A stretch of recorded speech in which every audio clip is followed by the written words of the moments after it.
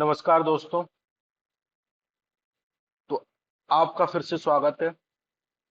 आज के कुछ महत्वपूर्ण टॉपिक हैं जो हमारे प्रीलिम्स की दृष्टि से भी महत्वपूर्ण है और मेंस की दृष्टि से भी महत्वपूर्ण है, तो उन पे हम बात करेंगे। तो आइए स्टार्ट करते हैं। उससे पहले कुछ टॉपिक पे बात करें तो आप जो प्रीवियस ईयर के क्वेश्चन हैं वो आए हुए हैं और इनसे संबंधित हमारे टॉपिक हैं। तो इनसे संबंधित टॉपिक से संबंधित कोई भी प्रश्न आता है अगर आपके प्रीलिम्स में या मेंस में, तो आपका कोई प्रश्न छूटेगा नहीं। ठीक है, ये मैं गारंटी दे रहा हूं। तो 2017 में आया था इंडियन ओशियन डायपोल क्या होता है, तो इसके संबंध में कुछ प्रश्न थे, कुछ ऑप्शन थे, तो इनमें से आपको बताना था कि कौन से ऑप्शन करेक्ट है। एक 18 में आया था कि इंटरनेशनल एटॉमिक एनर्जी के संबंध में ये पूछ रहे थे कि civil nuclear reactor come under IAEA safeguard के अंतर्गत आते हैं। और इसी पे देखो 2 साल बाद प्रश्न रिपीट हुआ और IAEA सेफगार्ड को उनने यहां से प्रश्न को क्या कर लिया, पूछ लिया। बात समझ में आ रही है? तो प्रश्न हमारे जो जो क्वेश्चन है प्रीलिम्स में वो कैसे आते हैं, तो इससे संबंधित आपको एक ओवरव्यू मिलेगा और इससे संबंधित कोई भी प्रश्न आएगा तो आपका वहां से कोई छूटना नहीं चाहिए, ये उद्देश्य है। और आपका सिलेक्शन 100% होना चाहिए। ठीक है, तो आप इन प्रश्नों के टॉपिक डिस्कशन खत्म होने के बाद लास्ट में कमेंट सेक्शन में आंसर दीजिएगा, और जिससे मुझे लगेगा कि आपको टॉपिक समझ में आया है। आइए स्टार्ट करते हैं आज के कुछ टॉपिक। इंडिया के मीट्रोलॉजिकल डिपार्टमेंट ने कहा है कि जो ला लीना है वो 3 बार आया है ईयर में, और 1950 से 6 टाइम आया है। तो हमारे लिए महत्वपूर्ण ये है कि हम ला लीला को समझें और इससे संबंधित जितने भी टॉपिक हैं हमारे मानसून से संबंधित, भारत से संबंधित, वो सारे जो को रिलेटेड टॉपिक हैं उनको समझें, तो जिससे हमारा जो कोई भी प्रश्न है वो छूट ना पाए। ठीक है, तो लाल लीना को एक्चुअली क्या बोलते हैं? लिटिल गर्ल बोलते हैं। ये क्या है? एक वेदर पैटर्न है। ठीक है, तो हम इसको समझते हैं। आइए, जैसे नॉर्मल में आपने देखा होगा, नॉर्मल ईयर में कि यहाँ पे जो ये दक्षिण अमेरिका है, यहाँ पे पेरू का तट है, तो यहाँ पे जो टेम्परेचर है वो एक्चुअली क्या होता है, कम होता है। मतलब यहाँ का वाटर क्या होता है, कोल्ड होता है। अगर यहाँ का वाटर कोल्ड होगा तो यहाँ का जो टेम्परेचर है वो हाई होगा। आप शुरुआत में बस इतना समझ लिए, जी, टेम्परेचर अगर ज्यादा होगा तो जो प्रेशर है वो क्या होगा, कम होगा। मतलब कि उल्टा संबंध होता है। इतना ध्यान रखिए, हम इस पे विस्तृत में चर्चा करेंगे किसी भी जब टॉपिक आएगा। ठीक है, अभी के लिए इतना समझ लीजिए। ठीक है, अब मान के चलिए यहाँ पे आपका टेम्परेचर कितना है, मतलब कि यहाँ पे कोल्ड वाटर है अपेक्षाकृत यहाँ के, तो यहाँ का टेम्परेचर क्या होगा, लो होगा। अगर टेम्परेचर लो होगा तो प्रेशर क्या होगा, हाई होगा। अगर यहाँ प्रेशर हाई होगा तो यहाँ पे प्रेशर क्या होगा, बताओ, लो प्रेशर होगा। और टेम्परेचर क्या होगा, हाई होगा।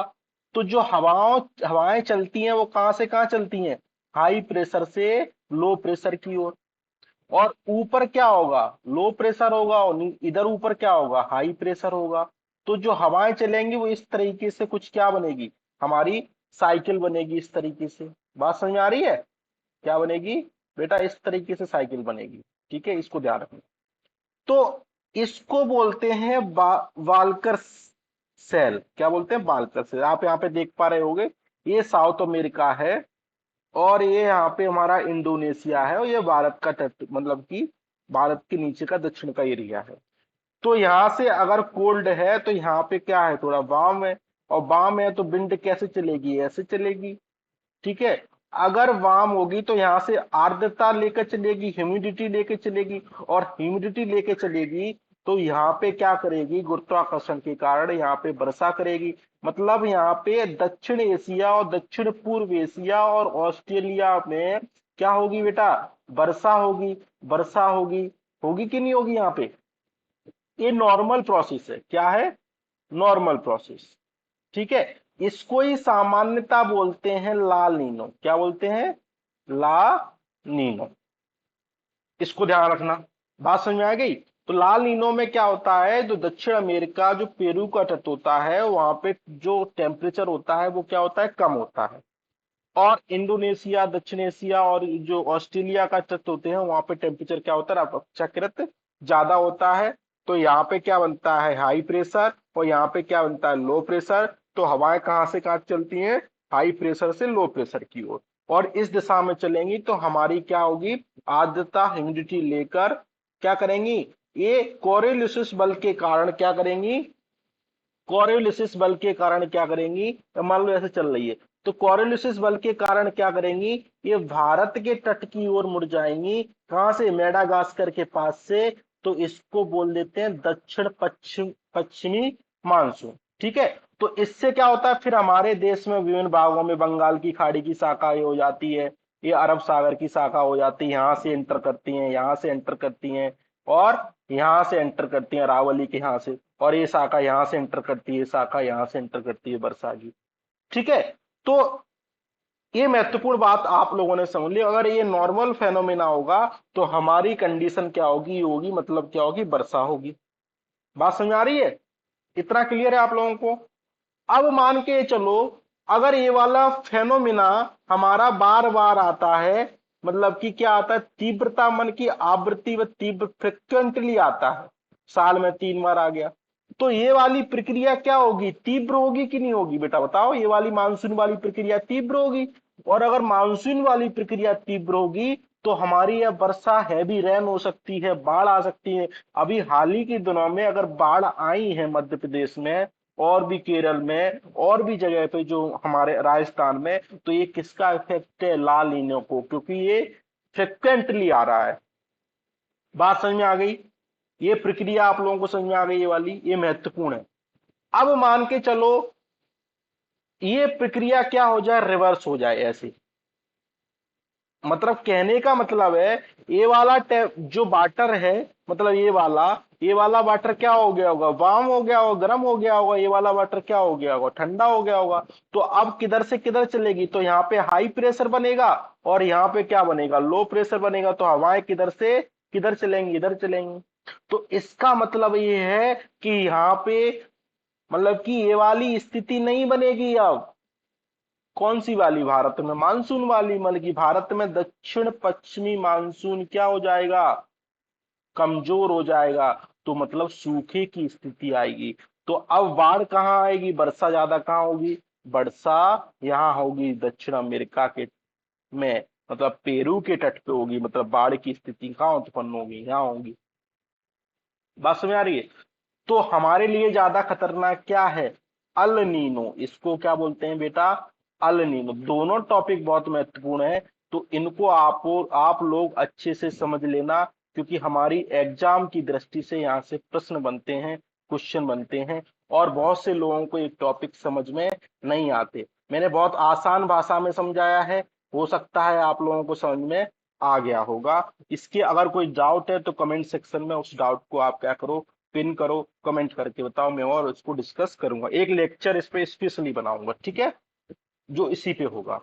तो आई होप आप लोगों को समझ में आया होगा। तो इस प्रक्रिया को क्या बोलते हैं, लालिनो, इसको क्या बोलते हैं, अल्नीनो। अगर ये प्रक्रिया बार बार आए, मतलब एक बार ये आ गई, एक बार ये आ गई, तो इसको बोलते हैं क्या, इसको बोलते हैं क्या, इसको बोलते हैं अल नीनो साउथर ऑक्सीलेशन। बात समझ में आ गई? मतलब कि लाल नीना और अल नीनो, कोल्ड और वार्म फेस अगर, मतलब कि एक के बाद एक आए, तो इसको क्या बोलेंगे, ऑक्सीलेशन बोलेंगे। जो ईस्टर्न और सेंटर पैसिफिक ओशियन में क्या करेगा, वाटर के टेम्परेचर में अंतर होगा। बात समझ आ गई। तो हमारा जो ला लीना है, आप बेसिक पढ़ लेते हैं। ला लीना क्या है, इसको लिटिल गर्ल बोलते हैं, जो एक वेदर फेनोमेना है। आई होप आप लोगों को समझ में आ गया होगा। ये क्या करता है, सी सरफेस टेम्परेचर आप देख पा रहे होगे, ये वाला सी सरफेस टेम्परेचर, ये वाला सी सरफेस टेम्परेचर, ठीक है। Eastern equatorial Pacific get comparative colder than normal, ठीक है। तो ये क्या हो जाता है, नॉर्मल हो जाता है। और अल नीनो क्या है, जस्ट इसका अपोजिट है। तो हम आसानी से समझ चुके हैं, एक बार इसको पढ़ लेना तो आपको कभी आप जिंदगी में इसको भूलोगे नहीं, ठीक है। अब ला लीना का इम्पैक्ट क्या होता है, मतलब कुछ अच्छी बातें होती हैं भारत में, कुछ बुरी भी बातें होती हैं। मतलब कि हम हमारे भारत में क्या होगा, रेन अच्छी होगी, किसान की पैदावार अच्छी होगी, किसान समृद्धिशाली होंगे, आर्थिक गतिविधियां बढ़ेंगी। बात समझ में आ रही है, ये होगा। और अगर मान लो ये और तीव्र आ गया तो हरकेन आ सकते हैं। ऑस्ट्रेलिया इंडोनेशिया में, जिसको साइक्लोन बोलते हैं, अटलांटिक ओशियन और बंगाल की बे में बहुत सारे साइक्लोन की तीव्रता बढ़ सकती है। और ये पेरू के तट पर ड्राउट, सूखे का कारण बन सकता है। इक्वाडोर के तट पे भी बन सकता है। ऑस्ट्रेलिया में बाढ़ आ सकती है। मैंने बोला ना कहां से कहां चलेंगी बेटा, ये देखो, ये पेरू तो ऑस्ट्रेलिया के साइड चल रही है, इंडोनेशिया तक। तो बाढ़ आ सकती है, हाई टेम्परेचर वेस्टर्न पैसिफिक में आ सकता है, ठीक है। तो ये महत्वपूर्ण चीज है। अब एक टॉपिक और है, इसको बोलते हैं इंडियन ओशियन डाइपोल। पहले इंडियन ओशियन डाइपोल पढ़ेंगे, फिर पॉजिटिव पढ़ेंगे। मान लो ये हमारा भारत है। अब इसमें क्या होता है, जो अरब सागर के साइड का जो सी सरफेस टेम्परेचर है, वो क्या होता है, नॉर्मल से गर्म होता है। क्या होता है बेटा, और ये वाला क्या होता है, नॉर्मल से कूलर होता है। तो अब एक बात मुझे बताओ कि जो टेम्परेचर इधर से जो हवाएं आएंगी, अब बात चलना, वो ये यहां से, मतलब यहां से हवाएं आ रही हैं इधर वाले से, तो इधर से जो हवाएं आएंगी, तो यहां मान लो हाई प्रेशर है और यहाँ टेम्परेचर ज्यादा है, तो यहाँ क्या बनेगा, लो प्रेशर बनेगा, और यहाँ क्या बनेगा, हाई प्रेशर बनेगा। तो हवाएं जो मेडागास्कर से होकर यहाँ कोरोलिसिस फोर्स के कारण यहाँ पे टर्न होगी। बात समझ आ रही है, मतलब कि इंडियन ओशियन डाइपोल जो पॉजिटिव, अगर यहाँ पे इसको बोलते हैं पॉजिटिव, इसको बोलते हैं नेगेटिव। तो अगर यहाँ पे हैं, तो अगर पॉजिटिव इंडियन ओशियन डायलॉग होगा, डाइपोल होगा, तो हमारी दक्षिण पश्चिमी मानसून के लिए क्या होगा, महत्वपूर्ण होगा। और ये अल नीनो के प्रभाव को क्या करेगा बेटा, कम करेगा। क्योंकि टेम्परेचर यहाँ बढ़ गया तो हवाएं कहाँ होंगी, यहाँ जाएंगी, मतलब हमारे यहाँ बारिश का कारण बनेगा। बात समझ आ रही हो। अगर मान लो ये ठंडा हो गया, ये मतलब कि थोड़ा गर्म हो गया, तो हवाएं केवल यहीं से मुड़ जाएंगी और इधर चली जाएंगी, तो हमारे देश में सूखे का कारण बनेगा। कौन, निगेटिव इंडियन ओशन डाइपोल। बहुत इंपॉर्टेंट टॉपिक है, बहुत से बच्चों को समझ में नहीं आता है। मैं फिर आपसे पहला बोल रहा हूं कि इसको आसानी से आप समझ लो, ठीक है। हमारे एग्जाम की दृष्टि से बहुत महत्वपूर्ण है। तो अब आप उस प्रश्न को अटेम्प्ट करना पॉज करके, आप इजीली क्या कर पाओगे, उस प्रश्न को अटेम्प्ट कर पाओ, ठीक है। आगे चलते हैं। अब मिनिस्ट्री ऑफ कॉमर्स ने कहा है कि हम रिव्यू किया है open network for digital commerce. हम इस टॉपिक को अपने प्रीवियस लेक्चर में बहुत मतलब कि समग्र रूप से इसका अध्ययन कर चुके हैं। जो इससे पॉजिटिव पॉइंट भी है और नेगेटिव पॉइंट भी, आप चाहे तो यूट्यूब चैनल पे जाकर, और जो दूसरा तीसरा लेक्चर होगा आप उसको देख सकते हैं, बहुत इंपॉर्टेंट है। तो इसका मेन उद्देश्य है कि कंट्रोल, तभी हम ब्रीफ में इसको डिस्कस करेंगे, कंट्रोल डिजिटल मोनोपोली को, बड़ा मतलब कि मोनोपोली को खत्म करना। जैसे अभी क्या है, फ्लिपकार्ट और अमेजन की मोनोपोली है तो उसको खत्म करना, मतलब कि इसको क्या बनाना, और समावेशी बनाना। समावेशी का मतलब ये है कि इसमें छोटे छोटे जो सेलर हैं, लघु कुटीर उद्योग वाले जो सेलर हैं, उनको भी क्या करना, ऑनलाइन प्लेटफॉर्म में शामिल करना। और हाल ही में न्यूज ये आई थी कि माइक्रोसॉफ्ट क्या कर रहा है, इस ओएनडीसी को ज्वाइन कर रहा है।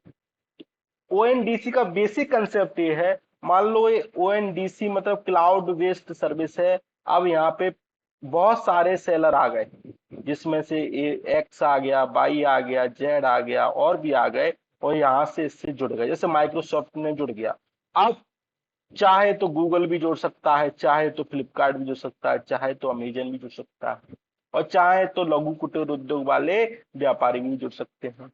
तो व्यक्ति अब क्या करेगा, अब यहां से अपने मन पसंद के जो भी ब्रांड होगा, जो भी प्रोडक्ट होगा, वो मन पसंद के किससे लेगा, सेलर से लेगा, जो क्या देगा उन्हें, किफायती देगा।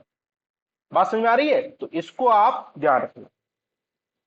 और इसको दिया गया है, क्वालिटी काउंसिल ऑफ इंडिया क्या करेगी, इसका रिव्यू करेगी। तो ये हमारे लिए महत्वपूर्ण है। आप इसको क्या करना, कमेंट करके बताना कि इस पे यूपीएससी प्रीलिम्स में जो क्वेश्चन है वो पूछ चुका है। तो कमेंट करके बताना है इसको किसने एस्टेब्लिश किया है, ठीक है, क्या ये सरकारी संस्था है या फिर पीपीपी मॉडल पे आधारित है, और इसका काम क्या है। काम तो आप बेसिकली समझ गए ही होंगे, जो बिजनेस संबंधी जो भी एक्टिविटी है उनको क्या करना, आइडेंटिफाई करना, उनकी क्वालिटी चेक करना। तो ये कॉमन सेंस वाली बात है, लेकिन अब कॉमन सेंस वाली बात ये नहीं है कि इसको किसने एस्टेब्लिश किया, ये तो हमको याद करना पड़ेगा, ठीक है। तो इसको ध्यान रखना, इसको कमेंट करके जरूर बताना। अब रसिया ने पुल आउट किया है प्रोजेक्ट 75 और 75 आई से, जो कि सबमरीन से संबंधित प्रोजेक्ट है, ठीक है। और हाल इससे पहले स्वीडन, जर्मनी, फ्रांस ने भी पुल आउट किया था। हो सकता है कि रसिया ने ये क्या कह रहे हैं, हम दोनों नावों में पैर रखने की कोशिश कर रहे हैं, जैसे अमेरिका के पैर रखने की कोशिश कर रहे हैं, और रसिया में भी। तो रसिया नाराज हो गया हो, स्वीडन, जर्मनी, फ्रांस भी नाराज हो गए हो, ठीक है। तो ये कारण भी हो सकता है, लेकिन हमें किसी एक देश पर निर्भर नहीं होना है। हमें अपनी डिप्लोमेसी को, जो विदेश नीति है, उसको स्वतंत्र बनाना है। किसी भी देश के दबाव में आकर हम अपनी विदेश नीति के डिसीजन नहीं कर सकते, लेकिन हमें अपने देश हित में डिसीजन करने होते हैं। यही हमारी विदेश नीति का मूल उद्देश्य होता है, ठीक है। हम विदेश नीति से संबंधित भी टॉपिक पढ़ेंगे, ठीक। अब प्रोजेक्ट 75 आई 1999 में कैबिनेट कमेटी ऑन सिक्योरिटी ने अप्रूवल किया था, जो हमको इंडियन नेवी के लिए इंडिजीनियस सबमरीन 2030 तक उपलब्ध करा दे, और इसको P75 बोलते हैं, और इसका एक्सटेंडेड वर्जन है P75I, ठीक है। P75 किसके साथ है, इंडिया और फ्रांस के साथ, इसको ध्यान रखना। ये क्या करेंगे, 6 डीजल इलेक्ट्रिक सबमरीन डेवलप करेंगे, ठीक है। कितनी, 6 डीजल इलेक्ट्रिक सबमरीन।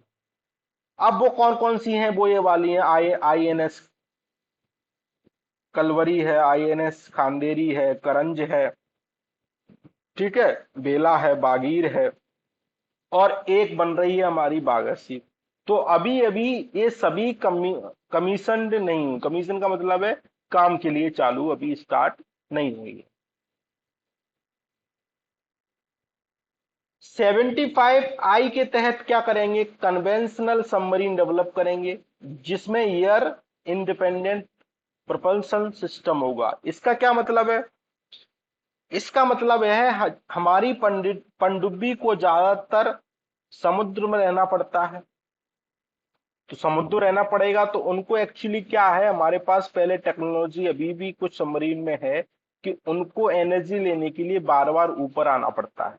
समझ रहे हैं बात को? तो इससे क्या होता है, जो भी सबमरीन है वो गोपनीय जानकारी इकट्ठा करती हैं, तो किसी रडार के में आकर मतलब कि वो जानकारी नहीं ले पाएंगे, माने कि हमारी सुरक्षा को खतरा होगा। तो इसलिए ये होना चाहिए कि सबमरीन ज्यादा से ज्यादा कहाँ रह सके, पानी में रह सके, much longer than ordinary diesel electric submarine की अपेक्षा सबमर्ज रह सकती हैं कहाँ, समुद्र में। अब इसमें फ्यूल सेल से टेक्नोलॉजी लेंगे, हाइड्रोजन से टेक्नोलॉजी लेंगे, लिक्विड ऑक्सीजन से टेक्नोलॉजी लेंगे। तो इसमें क्या है, हमको बार बार ऊपर आने की आवश्यकता नहीं है। हम लंबे समय तक कहाँ रह सकते हैं, समुद्र में रह सकते हैं अंदर, और जिससे हम अन्य देशों की निगरानी भी आसानी से गोपनीय रूप से कर सकते हैं, और हमको कोई पकड़ भी नहीं पाएगा, ठीक है, डिटेक्ट भी नहीं कर पाएगा। तो इसको ध्यान रखना, हमारे लिए महत्वपूर्ण है। दो प्रोजेक्ट हैं, प्रोजेक्ट 75 और 75I, और एक कंसेप्ट है एयर प्रोपल्सन सिस्टम, ठीक है, तो एयर इंडिपेंडेंट एपी है, AIP, ठीक है। तो इसको ध्यान रखना, हमारे लिए महत्वपूर्ण है। और किस देश की मध्य है, इंडिया और फ्रांस की मध्य।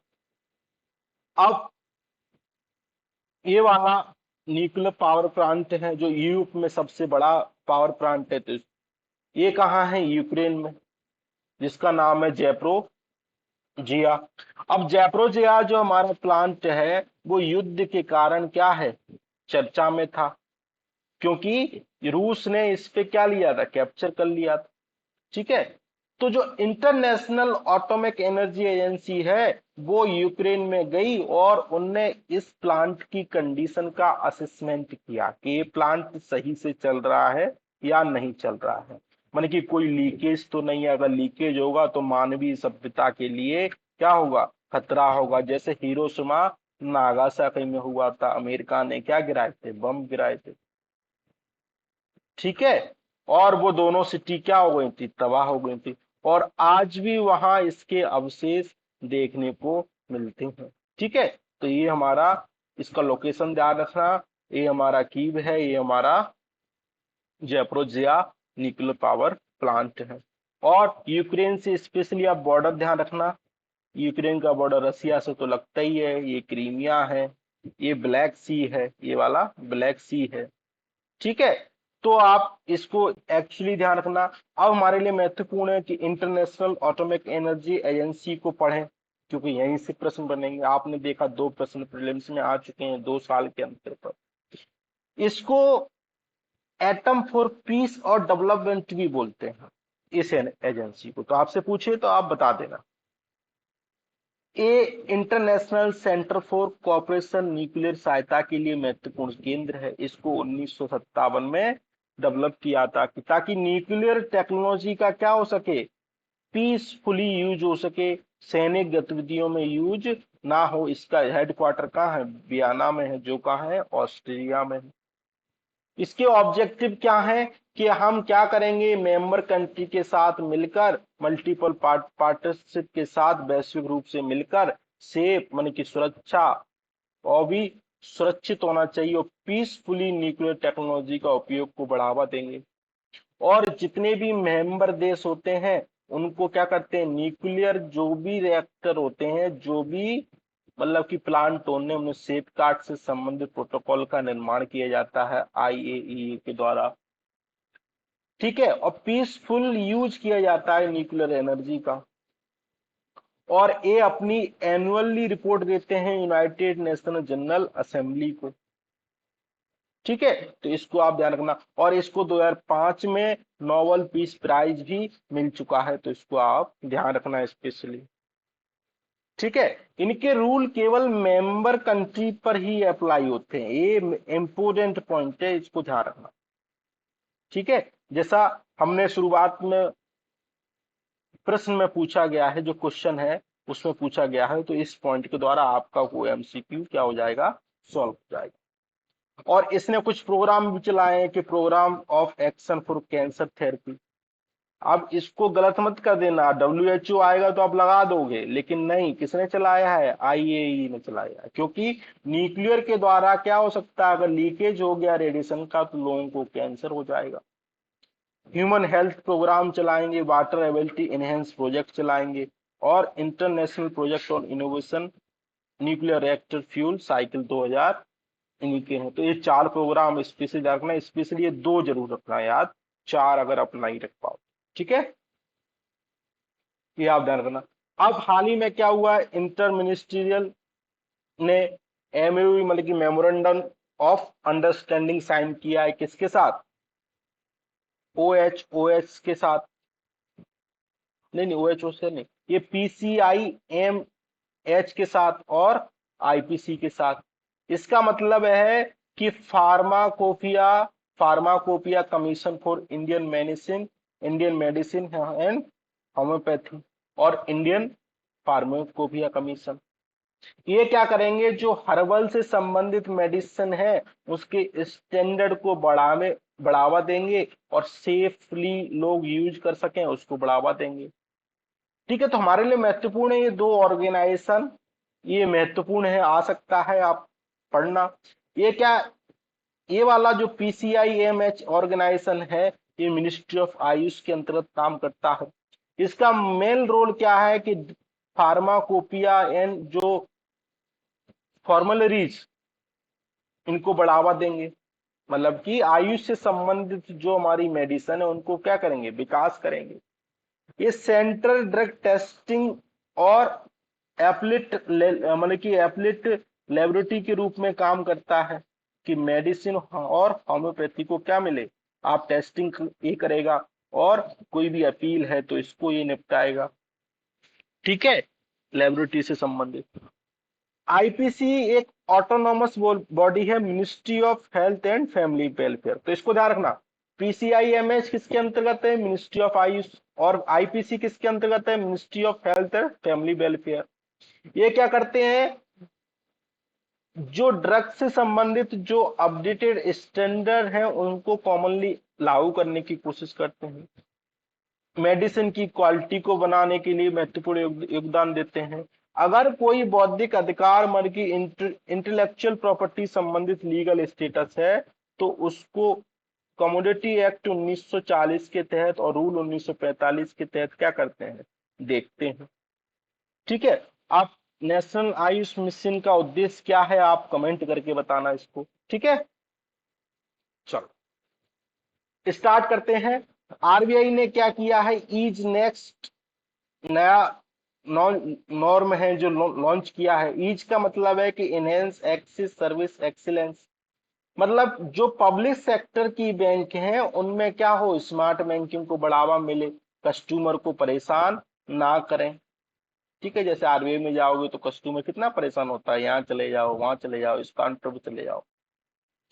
ठीक है, इसको सबसे पहले 2018 में ईच 1.0 लॉन्च किया गया, अभी कौन सा है, ईच 5.0, जो डिजिटल कस्टमर को एक्सपीरियंस को क्या करेगा, एनहेंस करेगा। बस इतना ध्यान रखना, और पढ़ने की आवश्यकता नहीं। इसमें क्लीन बैंकिंग का मतलब है कि क्लीन क्रेडिट होना चाहिए, लीवरेज डाटा होना चाहिए, इंश्योर जवाब दे मतलब कि जो भी अकाउंटेबिलिटी है वो सुनिश्चित होनी चाहिए। अगर आपके बैंक में कोई डिफॉल्टर है तो आप उनके खिलाफ एक्शन लो और एनपीए को रिकवर करो। स्मार्ट का मतलब है कि स्पीडी, मतलब कि त्वरित रूप से ग्राहकों की समस्याओं का क्या करो, समाधान करो। मल्टी चैनल के द्वारा ग्राहकों तक क्या करो, पहुंचो। और एक्सेसिबल और अफोर्डेबल क्या करो, बैंकिंग सुविधाओं को बढ़ावा दो। और रिस्पॉन्सिव होना चाहिए और टेक्नोलॉजी का अधिक से अधिक क्या करो, उपयोग करो। ठीक है, तो आप ईच नेक्स्ट ध्यान रखना, तो किससे संबंधित है, बैंक से संबंधित है बस। ठीक है, अब इंटीग्रेटेड पब्लिक अलर्ट सिस्टम, ये क्या है, एक वार्निंग प्लेटफॉर्म है जो आईटीयू मतलब कि इंटरनेशनल टेक्निक कम्युनिकेशन अलर्टिंग जो प्रोटोकॉल है उससे संबंधित है। इसको सी डॉट ने डेवलप किया है और डिजास्टर मैनेजमेंट से संबंधित गतिविधियों में बढ़ावा देता है। मान लो कहीं हिमालय में बाढ़ आ गई या भूकंप आने की संभावना है, तो ये क्या करेगा, एसएमएस सिस्टम के द्वारा लोगों तक मतलब कि पब्लिक तक एसएमएस में पहुंचाएगा ताकि लोगों के पास सूचना पहुंच जाए और वहां से लोग जल्दी से जल्दी क्या बाहर निकल के आए, जिससे उनकी जान क्या हो, सुरक्षित हो। ठीक है भाई, इतना ध्यान रखना, किसने डेवलप किया है, सी डॉट के लिए और किससे संबंधित से, डिजास्टर मैनेजमेंट के लिए। ठीक है, आगे चलते हैं। सरकार ने एनिमल बर्थ कंट्रोल रूल 2022 लागू किए हैं ताकि आप स्ट्रीट डॉग जो होते हैं उनकी पॉपुलेशन को क्या करें, मैनेजमेंट कर सकें। सरकार चाहती है कि रिस्पॉन्सिबिलिटी होनी चाहिए, जो भी घर में अगर डॉग को पालता है तो वो उन डॉग को पाले ही नहीं, उसका वेलफेयर करे, वेलबींग करे एनिमल की, और वो रिस्पॉन्सिव हो, वो जवाबदेही हो, यूं नहीं कि आवारा की तरह वो रोड पे छोड़ दे। तो और ये क्या करेगा, national action plan for dog meditate rabies elimination 2030 को बढ़ावा देगा। डॉग के काटने से क्या होता है, रेबीज, तो इसको एलिमिनेट करने में क्या होगा, बढ़ावा होगा। अगर स्ट्रीट डॉग का अगर हम सही से मैनेजमेंट करेंगे तो क्या होगा, बढ़ावा मिलेगा इस बीमारी को कम करने में। एक मॉनिटरिंग कमेटी स्टेब्लिश होगी और इसका देख रेख करेगी। एक एनिमल हेल्पलाइन होगी, अगर किसी को काट लिया तो वो हेल्प के द्वारा उसको वहां से भगा सकते हो, कहीं और छोड़ सकते हो।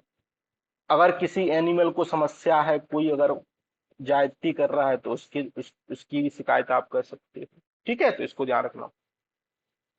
अब एक परख महत्वपूर्ण है, ये बहुत इंपोर्टेंट है। इसका मेन उद्देश्य ये है कि performance assessment review analysis of knowledge holistic development, इसको मिनिस्ट्री ऑफ एजुकेशन ने लॉन्च किया है। ये क्या करेगा, एनसीईआरटी के अंतर्गत है, इसको इस पर ध्यान रखना, यूनिट है। ये क्या करेगा, पीरियोडिक लर्निंग और आउटकम को बढ़ावा देगा, ताकि संपूर्ण देश में क्या हो, एक समानता स्थापित हो जो नॉर्म से संबंधित है।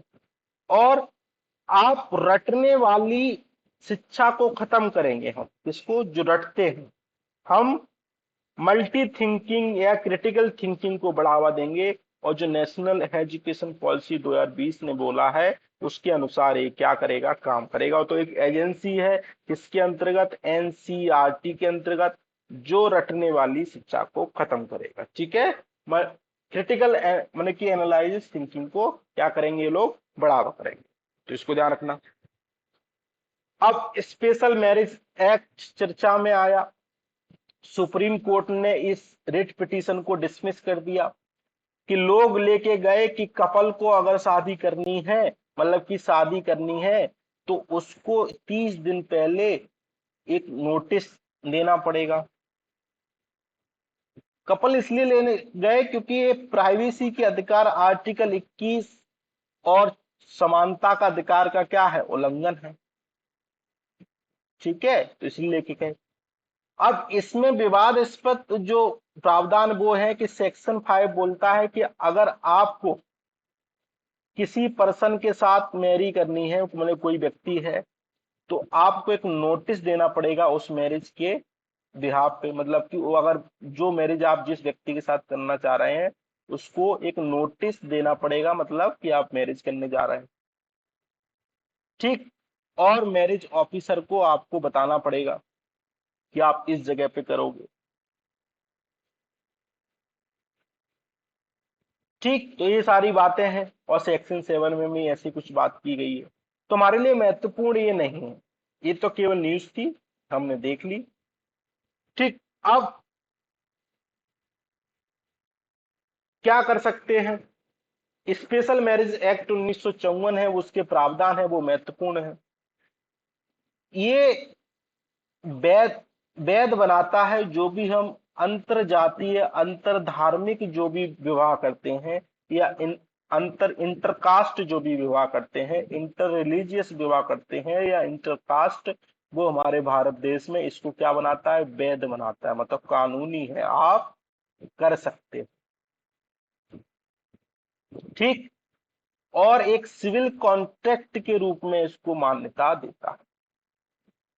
और इसमें कोई धार्मिक आपको क्रियाकलाप करने की आवश्यकता नहीं है। ठीक है, जैसे आप सिंपल शादी के दौरान जो धार्मिक क्रियाकलाप होते हैं वो करने की आवश्यकता इसमें नहीं है। ये क्या, इसके अंदर कौन कौन आता है, हिंदू, मुस्लिम, क्रिश्चियन, सिख, जैन और बुद्धिस्ट आते हैं। ये केवल भारतीयों पर जो इंडिया में रह रहे हैं उन पर ही लागू नहीं होता, बल्कि इंडियन नेशनल जो अगर विदेश में भी रह रहे हैं उनको भी लागू होता है। ये महत्वपूर्ण पॉइंट है, आप इसको नोट कर लेना। ठीक है, तो ये हमने पढ़ लिया। अब सरकार ने एक सीड स्कीम लॉन्च की है, मतलब scheme for economic empowerment of DNT में, डीएनटी का मतलब है डी नोटिफाइड ट्राइब, मतलब कि ministry of social justice and empowerment में ये क्या करेंगे कि एजुकेशन एम्पावरमेंट को बढ़ावा देंगे, हेल्थ से संबंधित एम्पावरमेंट को बढ़ावा देंगे, जीवन यापन को बढ़ावा देंगे, लाइवलीहुड, और घर देंगे कहां से, प्रधानमंत्री मंत्री आवास योजना के तहत। ये 200 करोड़ का अनुमान है कि 5 साल में 200 करोड़ क्या हो जाएंगे, खर्च हो जाएंगे। अब डी नोटिफाइड ट्राइब क्या है, आपने ब्रिटिश काल में देखा होगा कि ट्राइब को क्रिमिनल ट्राइबल एक्ट 1871 के तहत उनको क्रिमिनल ट्राइब घोषित कर दिया, जिसमें नॉमेटिक सेमी नॉमेटिक को क्या किया, इनको अपराधी घोषित कर दिया। फिर सरकार ने 1992 में कहा ये तो बहुत खतरनाक ऐप, रेशियल मन की आप रंग भेद की नीति के तहत फूट डालो राज करो की नीति के तहत ब्रिटिश ने भारत का विभाजन किया और सरकार ने 31 अगस्त 1952 को इस एक्ट को डी नोटिफाई कर दिया, ये लागू अब नहीं है। क्योंकि हमारे देश में आर्टिकल 14 के तहत सभी लोग क्या है, समान है, समानता का अधिकार रखते हैं, तो आप किसी को अपराधी और किसी को गैर अपराधी घोषित नहीं कर सकते। इसके अंदर शेड्यूल कास्ट भी आता है, शेड्यूल ट्राइब भी आता है, और जो ओबीसी संबंधित जो और महत्वपूर्ण जाति हैं वो भी आती हैं। इसके अंदर केवल एससी एसटी ओबीसी कैटेगरी नहीं आती, और भी आती हैं, तो इसको महत्वपूर्ण पॉइंट है, आप ध्यान रखना। ठीक है, तो ये हमने पढ़ लिया, स्कीम पढ़ ली और ये पढ़ लिया। ठीक है, अच्छा एक पीवीटीज होता है, तो सरकार ने स्पेशल ट्रीटमेंट देते हैं वो, उसके अंदर 75 ट्राइब को क्या किया है, नोटिफाइड किया है, नोटिफाइड किया है, तो अब इसको ध्यान रखना। ठीक है, जो 18 स्टेटों में है, इसको स्पेशली ध्यान रखना। ठीक है, अब हाल ही में दुखद घटना सामने आई कि सोनाली फोगाट की क्या हुई, हार्ट अटैक के कारण क्या हो गई, मृत्यु हो गई। तो उसके दौरान एक ड्रग चर्चा में आया, मेथाफेटामाइन। ये ड्रग क्या करता है, और चिकित्सकों ने कहा ये कारण है सोनाली फोगाट की मृत्यु का, इसने हार्ट अटैक को बढ़ा दिया। ठीक है, क्यों, क्योंकि उन्होंने ओवरडोज लिया था इसका, किसका, इसको शॉर्ट में बोलते हैं मैथ, क्या बोलते हैं, मैथ। और ये हमारे सेंटर जो नर्व सिस्टम है उसको स्टिमुलेट करता है, और हाइपर एक्टिविटी डिसऑर्डर को बढ़ावा देता है। हमारे जो माइंड में है डोपामाइन जो हार्मोन है उसको बढ़ावा देता है, तो हमारे जो नसेस हैं उसको क्या कर देता है, इनहेंस कर देता है, एक्टिविटी को बढ़ा देता है, तो हार्ट अटैक बढ़ाने का संभावना होता है। तो आप ये देख पा रहे हो, दुखद घटना है। सभी को इन ड्रगों से सावधान होना चाहिए और किसी भी चीज का ओवरडोज लेने से बचना चाहिए। ठीक है, ये महत्वपूर्ण न्यूज है। आ सकता है कि मेथाफेटामाइन क्या है, तो आप याद रखें ड्रग है। ठीक है, तो ये महत्वपूर्ण हमारे एग्जाम की दृष्टि से। अब प्रधानमंत्री मोदी ने एक नेवल फ्लैग क्या किया, अनवील किया, वो इस तरह से है, तो आप महत्वपूर्ण देख सकते हो 1951 के बाद से। अब ईएसी मतलब economic advisory council to prime minister की एक इकोनॉमिक एडवाइजरी काउंसिल है, यानी कि आर्थिक सलाहकारी क्या है, परिषद है। ये प्रधानमंत्री को क्या करती है, आर्थिक स्थिति पर क्या देती है, सलाह देती है। और हाल ही में इसने competitive road map for India 100 launch किया है कि हम 100 साल जब आजादी को हो जाएंगे तो हम क्या करेंगे, भारत की विकास की गाथा कैसी होगी, उस पे इनका क्या है, एक डॉक्यूमेंट है। तो इसको ध्यान रखना, किसने जारी किया है, ईएसी ने, ना कि नीति आयोग ने। ठीक है, इसमें कहा है कि समावेशी अर्थव्यवस्था में समावेश होना चाहिए, देश का हर नागरिक भागीदार हो, देश का विकास सतत होना चाहिए, पर्यावरण का संरक्षण हो, और देश में सुरक्षित माहौल होना चाहिए। ठीक है, तो ये सब बातें की हैं, मेंस की दृष्टि से महत्वपूर्ण है, इसको हम स्पेशली अलग से टॉपिक से पढ़ेंगे, लेकिन हमारे प्रीलिम्स की दृष्टि से महत्वपूर्ण है। Competitive road map for India किसने जारी किया है, ईएसी ने जारी किया है। अब हमारे लिए महत्वपूर्ण है कि ईएसी पीएम क्या है, तो एक गैर संवैधानिक मतलब कि नॉन, ना तो संविधान में प्रावधान है ना किसी कानून में प्रावधान है, लेकिन स्वतंत्र बॉडी है। इसको प्रधानमंत्री मोदी जी ने मन की कार्यपालिका ने क्या किया है, स्टेब्लिश किया है। ये गवर्नमेंट को सलाह देती है महत्वपूर्ण आर्थिक मुद्दों पर, जैसे इन्फ्लेशन हो गया, माइक्रो फाइनेंस हो गया, इंडस्ट्रियल आउटपुट हो गया। और नीति आयोग इसकी नोडल एजेंसी के रूप में क्या करता है, काम करता है। इसको ध्यान रखना, ठीक है। चलिए आगे चलते हैं। सोलोमन आइलैंड चर्चा में तो आप देख पा रहे होगे, सोलोमन आइलैंड ये है ऑस्ट्रेलिया के उत्तर पूर्व में, ये पपुआ न्यू गिनी है, ये इंडोनेशिया है इधर, ये न्यू कैलेडोनिया है, ये तवालू है, एक किरीबाती है, ये फिजी है, सॉरी। ठीक है, तो आप इसको मैप में एक बार और दो तीन बार देख लेना, आपको यह लोकेशन याद हो जाएगी। अब बांस स्ट्रेटजी चर्चा में थी। बांस का मतलब है वाटर, सैनिटेशन, हाइजीन। अगर इनको बढ़ावा देंगे तो रोगों से संबंधित क्या होगी, कमी होगी। ठीक है, तो बांस से आप ध्यान रखना किस संबंधित, हेल्थ हाइजीन से संबंधित। ठीक है, तो आज का टॉपिक इतना ही है। आई होप आप लोगों को टॉपिक पसंद आया होगा। अब आपको जो स्टार्टिंग में जो प्रीवियस ईयर के क्वेश्चन थे उसके आंसर मिल जाएंगे। आप कमेंट करके जरूर बताएं आंसर क्या थे। तो थैंक यू, धन्यवाद, शुभ रात्रि।